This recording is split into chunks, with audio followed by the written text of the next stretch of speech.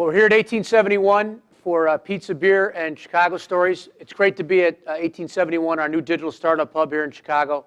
And Founder Stories is inspired by the series that I enjoy so much on TechCrunch that Chris Dixon does, except we do it live in person, so you get a chance to hear and see the founders and ask questions. And it's a lot of fun. Yes. We're fortunate tonight to have Chuck Templeton, the founder of OpenTable. And welcome, Chuck. We're so glad to have you. Thanks. Good to be here. So for those that don't know, Chuck, what is OpenTable? So OpenTable is an online restaurant reservation business that actually provides a what we call an ERB, an electronic reservation book, to the restaurant, which replaces the paper-based system that they used to use, which does essentially three things: reservation management, guest management, and table management. So reservation management, making, changing, canceling, confirming reservations. Table management, once the night's begun, who's sitting where, when are they likely to get up, are my servers being sat equally, and then guest management, so who are my VIPs who haven't been in a couple months, or how do I market out to people? And so we've replaced that paper-based system with this electronic system, and then we enable diners to be able to book, search and sort and book restaurant reservations any time of the day. Well, you tells you a lot about Kevin and me. The first, we have Grubhub and then OpenTable. You know where our minds are. But Chuck's, we'll hear about that tonight. Chuck's been a part of both of those stories in an exciting way. But let's go back in time, because I think the great thing about Founder Stories is we can talk about kind of what it was like. This is a chance for everyone here, and we're sold out with over 300 people here, to kind of understand that journey. And it's a really compelling one from what you've been able to share. Chuck, go back to, like, where did the idea come from, and when was it? Yeah, so in 1998, a long time ago, it all sort of started from watching my wife try and make restaurant reservations one Saturday morning. She was using City Search, and at the time there was a site called Sidewalk. I don't know if you remember that. It was Microsoft's competitor to City Search. And then the Zagat maroon guides were still in paper, so they weren't online yet. And so her family was coming into town the next weekend, and so one Saturday morning, you know, arguably not the best time then to try and make restaurant reservations, she spent about 3.5 hours calling restaurants and getting voicemails and sort of leaving messages. And her mom has food intolerances, and so she was trying to make sure that her mom could get what she needed out of the dining experience. And so, you know, I said, there's got to be a better way. So, so you're out there. This is in the dot-com boom. Yep. So, talk a little bit about what it was like. What were your friends doing? You know, what was the environment like? Because a lot of people here may remember that. Some people here may be too young to remember what it was like to be in the business world at that time. Yeah. So, I was fortunate enough to be in a network with a lot of different individuals. A friend of mine started a company called Evite, the online invitation system. I had another friend who was starting a company called North Point Communications, which was the first DSL sort of company out there post-deregulation. I had another friend who was an early employee at Yahoo, and so I got to sort of see all this stuff happening, and it was a really, you know, dynamic community that wasn't sort of forced. The connections that people were making, and you know, you might go to a happy hour with, you know, half dozen or dozen people, and 2 or 3 days later, or 2 or 3 weeks later, you'd hear about 2 or 3 of them that were actually starting a business that had been sort of talked about that night, you know, and so there was definitely a vibe where a lot of things that are a little bit different than here, but where people were thinking about or not concerned about failure. It was more just, I'm going to give it a go, and if it works, great, and if not, I'll have some lessons learned and I'll try again next time. So, so it was very interesting, and I see a lot of that sort of mindset now starting to come here to Chicago, which I'm pretty excited about. Now, Chuck, you a lot of people think of someone starting a startup like this. They think of someone who's a software engineer who was working in a software company. Our guests last month, Mike and Matt, were software engineers at Apartments.com. You have a totally different path. And as someone who was a police officer at one point in his career, early in his life, I can appreciate it. You were in the Army. Mm-hmm. So talk about your life in the Army, because I think entrepreneurs are interesting, often walk interesting paths, and you've walked a really fascinating one. I think it's worth sharing. Yeah, so I enjoy experiences and sort of seeing different things. And so when I was getting out of high school, I went to a rather upscale high school. We were the poor kids and sort of lived the next town over. and I used to ride my bike sort of up over the hill to this other town, and you know, all of my friends were going off to college, and so I was like, okay, I guess you're supposed to go off to college, but I had no way of paying for it. And so one of the things that I found out was that the Army GI or the Army GI Bill and the GI Bill and the Army College Fund could actually help me do that. And both my dad and his dad had spent time in the military. I kind of felt this patriotic need to sort of do my time and give back to the, you know, because I had sort of lived a pretty good childhood or great childhood, you know, so I just felt this need to give back. And so when I was 18. You didn't have any old Army career. You did some really interesting things. Yeah, well, yeah. So I became a ranger. So I was a ranger qualified, special ops, went through sniper school, got to do, was in the best ranger competition. So got to do a lot of sort of elite. Hold on. So if you guys don't know, Army Rangers it's one of the hardest physical training courses to pass. Most people drop out. I don't know what the failure rate is, but it's very high. And Chuck didn't just go through Ranger school, earn his Ranger tab. It's legendary what these guys go through. But then he competed in the toughest Ranger competition and placed really high. Yeah, so 40 teams started, 16 finished.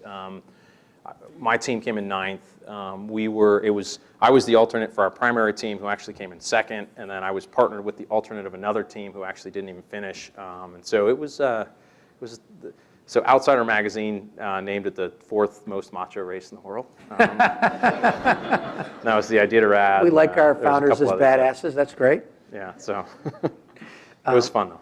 That's great. So go back to the early days, because I think there's a tendency, you know, OpenTable's public. It's a very successful company today. And there's a tendency for people to look at when you have success as a company, and people sort of fast forward to that moment in time. And you know, there aren't that many companies that survived the dot-com bust. So take us back to the early days, though, because the kind of challenges that people in this room are starting companies or thinking about starting companies, it's always harder once you're in the game than it seems. You know, it's easy to have a perspective from the outside, but when you're in the trenches, it sure is different. Talk a little bit about what were you got into it with this vision, and sort of what were those challenges you faced, and how'd you overcome them? Yeah, so you know, sort of after watching my wife try and make restaurant reservations there, my thinking was, okay, I'm just going to take this thing called the internet and plug it into the back of all these restaurant reservation systems that were out there, and you know, we'd bring all these tables online.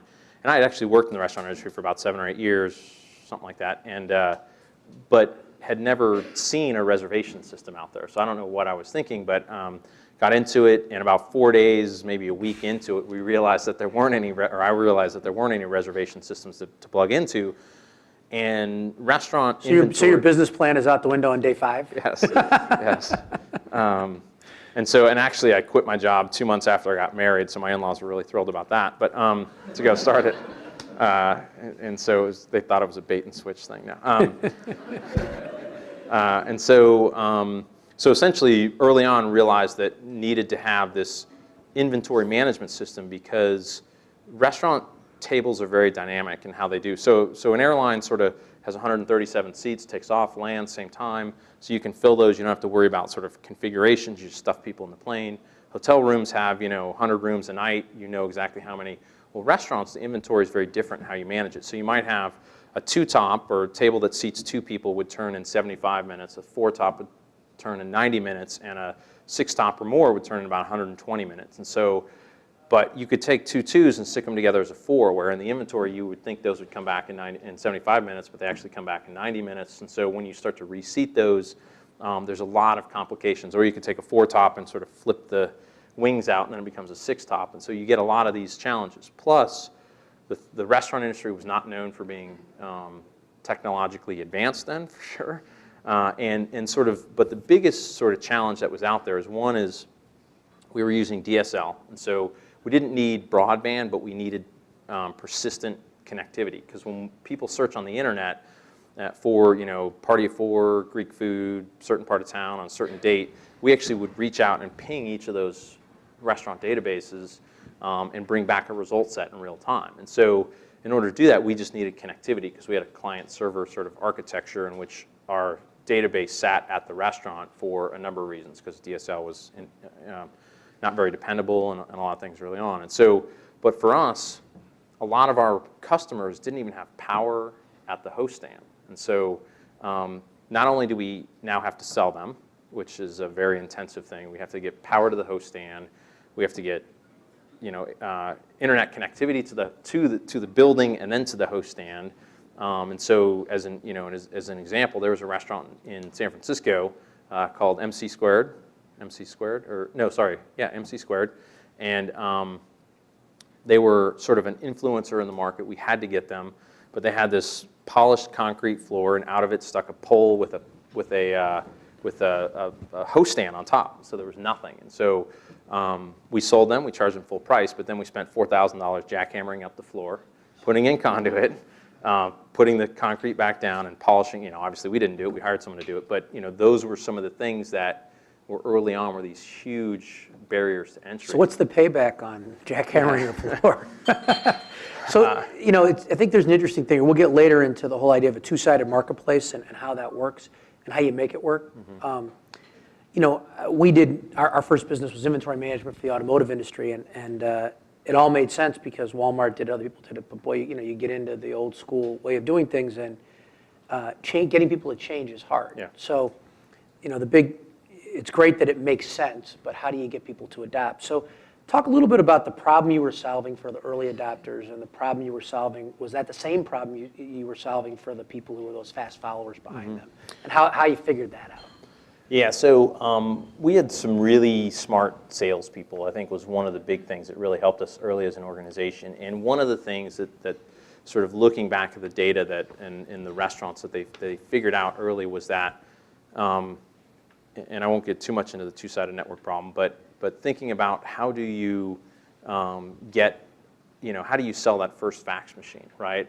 Where you actually need a second fax machine to be able to fax to someone. And so for us, it was really thinking about who are the influencers in a market and how do we provide them with a product that that they could value and use without sort of the rest of the network there. Do they have different problems than other people in the market? Yeah, so their main concern is not filling more seats. Their main concern is taking better care of their current customers. And so what the tool was able to do, or what the ERB was able to do, because they were really concerned that their database would be a host or hostess who might fall in love and move to Barcelona type of thing, and so their database walks out the door, because all these restaurant owners they weren't close enough to the front lines to understand who their VIPs were. And so they might know some of them, but not all. So the maitre d' would be the one who kind of knew all that. Correct. And so they felt like they were sort of, under control of the maitre d' a lot of times. And so, and they were just concerned that there was a lot of, shenanigans happening with $20 bills and that kind of stuff at the front door.